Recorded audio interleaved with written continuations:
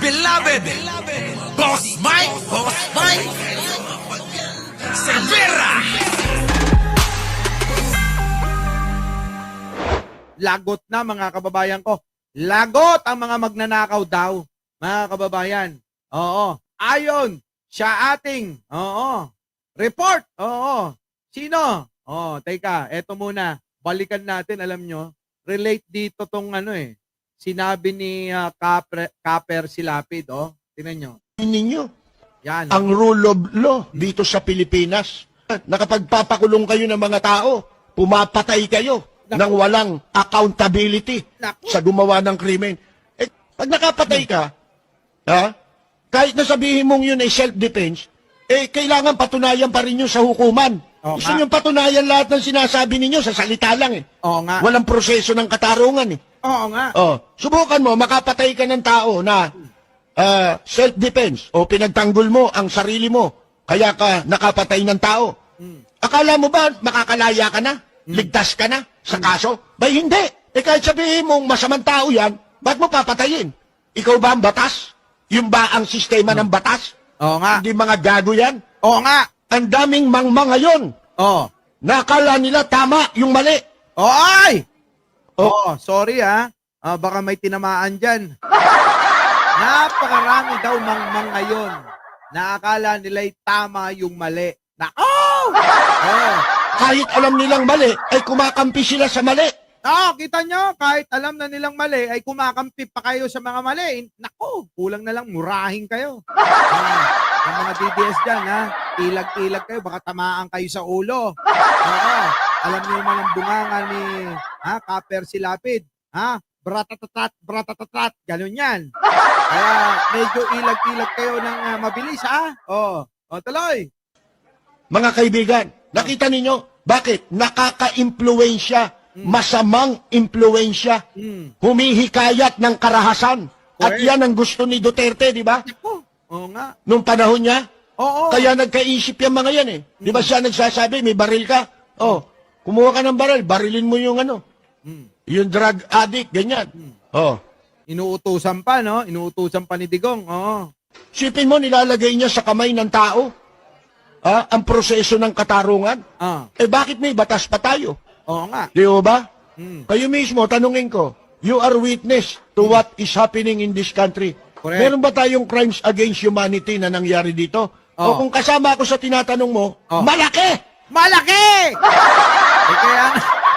Kaya nga nakulong si Digong Alam niyo po ba, si Digong, kung ano na ngayon ang itsura, mga kababayan ko? Wala na tot bubalat na. Ulitin lang natin to. Sige, Kapersi, banata mo uli. Is happening in this country. Meron ba tayong crimes against humanity na nangyari dito? Meron. O kung kasama ako sa tinatanong mo, malaki! Malaki. Hindi lang meron, Oo. mga kaibigan. Kita nyo, malaki talaga, pero si Digong, mga kababayan, pinipraise pa rin ng mga, siraulo. Tingnan nyo, pakinggan nyo to. Yan. Yes. Welcome to the dirty street. Ayun, nandoon pa rin sila, nagbabantay pa rin sila na parang mga bobo. Ito na. Mas maganda pa si Elizabeth kaysa kay Sarah, no? Bakit parang nawala na yung dalawa? Si Alpotera at saka si Hanelet. Mukhang ang reyna ngayon doon sa dahig si Elizabeth na, mga kababayan. Nawala na yung dalawa na nag-aaway-away. Ito na, pakinggan natin. Pakinggan ninyo. Elizabeth, Yes. good welcome to the dirty afternoon. street. How are you today, ma'am? I'm fine. I'm happy that I have seen him. And he's okay, but he's so fit. Skin and bones. Kita nyo, tama yung balita natin na butot balat na si Digong. Skin and bone. Mga kababayan, sino? Si Digong. Sa picture na ito, she's really that, And I asked him when he want to eat the food. Sabi niya, ayaw daw ng food. Ako, ayaw nang kumain, mga kababayan ni Digong. Sa mga DDS, aga-agahan nyo na. Aga-agahan nyo na ang pagdadalamhati. Unahan nyo na, mga kababayan. Kita nyo, butot balat na, hindi pa kumakain. So ano na itsura? Imagine nyo na lang ha.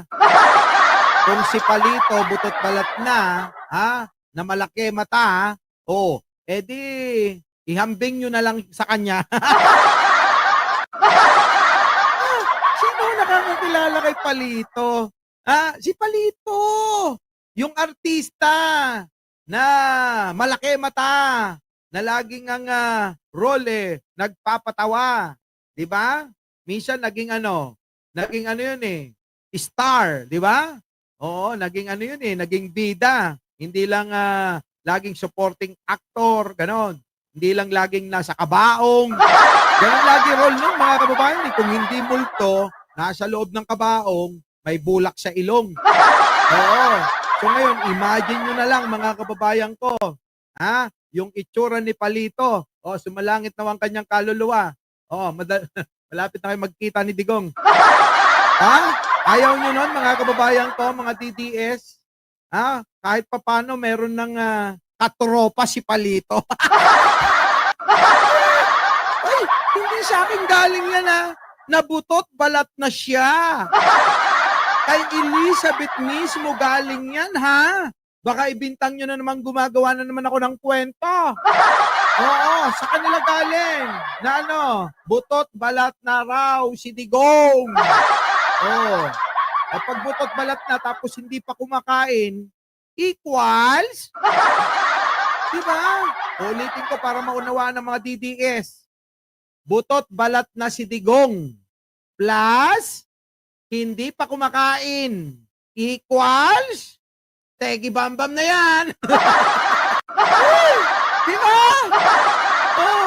Yun yun. Alam niya, mga kababayan Saan pa papunta yun? Yung butot balat ka na lang, hindi ka pa kumakain, ang tanong, siya ang tungo nun. Diba? Teki, kaya wag na kayo magtakamisan, bigla na lang yan, mababalitaan nyo, iuuwi na naka-earn. Naka-earn o kaya nakakabaong. Diba? At doon, sigurado, maraming magdidiwang. Isa na ako ron. Ewan ko sa kanila, baka kasama sila. Ayoko silang isama. Pero, ayoko naman maging ipokrito, no? Diba? Ako, kasama na ako sa matuto. Wala na, mga kababayan. Malapit na, senyales. Bago, pumanaw. Nako, yan na nga. Tuloy. Ayaw na, and pabalik-balik daw. Hindi ba siya nilulutuan ng mga Filipino food? No. Walang nagluluto sa kanya ng Pilipino po. Bilanggo Nakita niyo po ba yung bilanggo kung ano lang yung pagkain nila? Kanin, kung may galunggong, kung ano na lang, minsan sabaw na lang para maranasan din niya, di ba? Para maranasan niya yung totoong bilanggo. Kung ano yung pagkain nila ron, yun yung lamunin mo, Digong. Huwag kang, wala na, tapos na yung kabanata ng masayang buhay mo, Digong. Ay sabi, mga kababayan, nanonood daw ng TV yan. Sana mapanood tayo. Digong, tapos na ang masasayang kabanata ng buhay mo. Ang natitira na lang ay yung paghihirap mo na dapat namang maranasan mo sa dami ng ginawa mong katarantaduhan at kasamaan sa ibabaw ng mundo. Diba? Mga kababayan ko, tama ba? Ganon! Diba? Kailangan naman maranasan niya. Di ba pwede na, choosy ka pa, special, naka-hotel? Hoy, ito rin mga vlogger kasi na to, tatanga-tanga, hindi ba nilulutoon, ano feeling nyo? Naka-check-in? Naka-hotel si Digong? Bilanggo yun, presyo, ganon. Presyo yun Ano yun, parang naka-hotel. Gusto ko ng, adobo. Gusto ko ng nilagang baka. Gusto ko ng tinola. Ganon? Ano feeling nyo? Chinek-in nyo si Digong dyan? Pinakulong ni Pangulong Bongbong, di ba? Sabi nyo?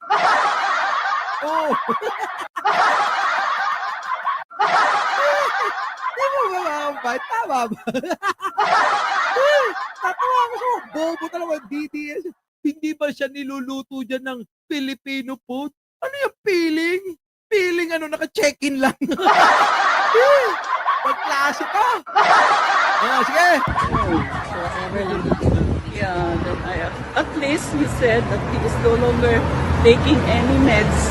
Nako, sabi niya lang yan. Oo, at least daw, hindi na daw siya umiinom ng kanyang gamot. Ano? Ano to? Minowa, Julie, thank you naman. Oo. Sana all. Hindi na raw ho, mga kababayan, umiinom ng gamot. Baka nga gusto niya nang mamatay. Diba? Pinapatay na siguro ni Digong yung sarili niya. Di ba mga kababayan ko? Abay, tanggapin nyo na kahit si Digong, hirap na ngayon sa kanyang buhay. Kaya kung hindi na iinom ng gamot, sa tanda niyang yon, maniwala kayo na walang maintenance yon. Di ba? Kung hindi na iinom ng gamot yan, gusto ko ng mategi bamba. Hindi na ako kakain ng pagkain, hindi na rin ako iinom ng gamot. Kaya ako, gusto ko lang magbabay, ang hirap-hirap, makulong. Di ba? Yun eh. Ito mga to. Sige na. At least okay yan, no? It's okay. Kita nyo, okay daw yun. Okay daw na mga kababayan, wag nang uminom ng gamot. Siguro gusto nila sabihin na, malusog siya kasi hindi na siya umiinom ng maintenance. Di ba? So kung ganun din naman pala, hayaan nyo na nga talaga si Digong dyan. Diba?